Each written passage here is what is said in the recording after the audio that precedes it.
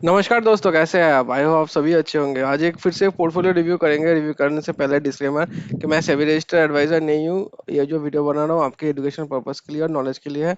और ये कोई फाइनेंशियल एडवाइस नहीं है। अगर आप अपने पोर्टफोलियो में कुछ भी चेंज करना चाहते हैं तो अपने खुद से रिसर्च कीजिए या अपने पोर्टफोलियो मैनेजर से कंसल्ट करने के बाद ही चेंज कीजिए। और जो लोग नए हैं चैनल में उन लोग को बता दूं कि मैं हर दिन एक पोर्टफोलियो रिव्यू करता हूँ, एक व्यूअर का पोर्टफोलियो रिव्यू करता हूँ। तो आप लोग भी अपना पोर्टफोलियो रिव्यू करवाने के लिए चाहते हैं तो कमेंट सेक्शन में डाल दीजिए, मैं 100% रिव्यू कर दूंगा। और वीडियो पसंद आ रहा है तो गाइज सब्सक्राइब कर दीजिए, चैनल को लाइक और सब्सक्राइब कर दीजिए। तो थोड़ा मोटिवेशन मिल जाता है। तो आज के पोर्टफोलियो की तरफ चलते हैं। ये थोड़ा सा बड़ा कर लेता हूँ इसको। हाँ, तो ये बेसिकली हाइब्रिड वाला फंड है सभी। इडेलवाइज बैलेंस एडवांटेज फंड 2,000 रुपये, H D F C hybrid fund 2,000, ICICI blue chip 500 रुपये और कोटक फ्लेक्सी कैप 500। तो स्मॉल कैप मिड कैप कुछ भी नहीं है डायरेक्टली। ये हो गया हाइब्रिड मतलब इक्विटी प्लस डेट हो गया। ये भी सेम ही है हाइब्रिड। ये है टोटल लार्ज कैप, यार ये है maximum large plus mid plus हल्का सा स्मॉल रख सकता है ये लोग। तो मेनली लार्ज कैप फंड्स ही है इनके पास। 5,000 रुपये का एसआईपी चल रहा है। तो एलोकेशन देख रहे हैं 40-30, इन दोनों में मैक्सिमम एलोकेशन है 40-40%। और इन दोनों में कब सबसे कम है 10% के करीब। परफॉर्मेंस ग्राफ देख लेते हैं। तो मैं पकड़ा हूँ यहाँ पर 1 अप्रैल से। तो 5,000 रुपये लगाते तो अभी तक 5127 हो जाता। तो ज़्यादा इंक्रीज भी नहीं है देख, क्योंकि ये इक्विटी इक्विटी प्लस डेट दोनों में लगाता है तो ज़्यादा ग्रोथ का चांसेस नहीं है इसमें। स्टेबिलिटी मेन मेन है। तो नंबर ऑफ फंड्स है 4। नीचे चलते हैं कैपिटलाइजेशन करा जाइंट में। ऑब्वियसली क्योंकि ये हाइब्रिड वाले मेनली फंड्स है तो 85% देख सकते हैं। 85% लार्ज कैप में है, 13% देख सकते हैं मिड कैप में है क्योंकि फ्लेक्सिक्स से आ रहा है, और 3-4% है स्मॉल कैप में। तो ये ग्रोथ स्टाइल का क्यों दिखा रहा है मुझे पता नहीं, तो ग्रोथ स्टाइल है नहीं ये। फिनेंशियल फिनेंशियल में है 30%, जो कि काफ़ी ज़्यादा हो जाता है। टेक्नोलॉजी में है 13, एनर्जी यूटिलिटीज में 12। इसका इसका डिफरेंस 18% है, ये भी काफ़ी ज़्यादा है। लेस देन 10% होना चाहिए। इंडस्ट्रियल से 12, कंज्यूमर डिस्क्रिप्शन 10, 7, 6, 5। ठीक है। नीचे चलते हैं कौन कौन से कंपनीज है। कंपनीज मैक्सिमम देख सकते हैं सारे ही जाइंट कंपनीज है, क्योंकि हाइब्रिड वाले फंड्स लेके रखे हैं बहुत सारे। ICICI, HDFC, Reliance Industries, L and T, Axis Bank, SBI, Bharti Airtel, Infosys, ITC, Maruti Suzuki, Power Grid, UltraTech, HPC, IndusInd, NTPC, KEC. ये एक मिड कैप आ गया है। हाँ देखिए मिड कैप है ये, बैंक ऑफ बड़ौदा।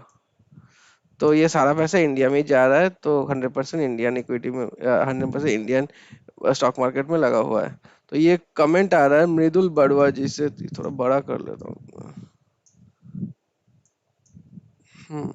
ये मृदुल बड़वा जी बोल रहे हैं कि मेरा एज 44 है और 1 साल से इन्वेस्ट करना स्टार्ट किया है। मेरे पोर्टफोलियो में जो जो फंड बताया वही सब फंड है। एफटी इन्वेस्ट 15 साल के लिए इन्वेस्ट है और गोल है इनका 50 लाख रुपीज करेक्शन। तो आपका जो पोर्टफोलियो है, पोर्टफोलियो में मैक्सिमम परसेंटेज जा रहा है लार्ज कैप में और प्लस डेट फंड्स में जा रहा है, क्योंकि आप दो हाइब्रिड फंड लेके रखे हैं। ठीक है, हाइब्रिड फंड। तो आप अगर कंफर्म करते हैं कि आपका गोल क्या है, गोल आप लिखे कि 50 लाख रुपए कमाना है, लेकिन आप जो गोल है और आपका जो पोर्टफोलियो है वो मैच नहीं कर रहा है एकदम भी।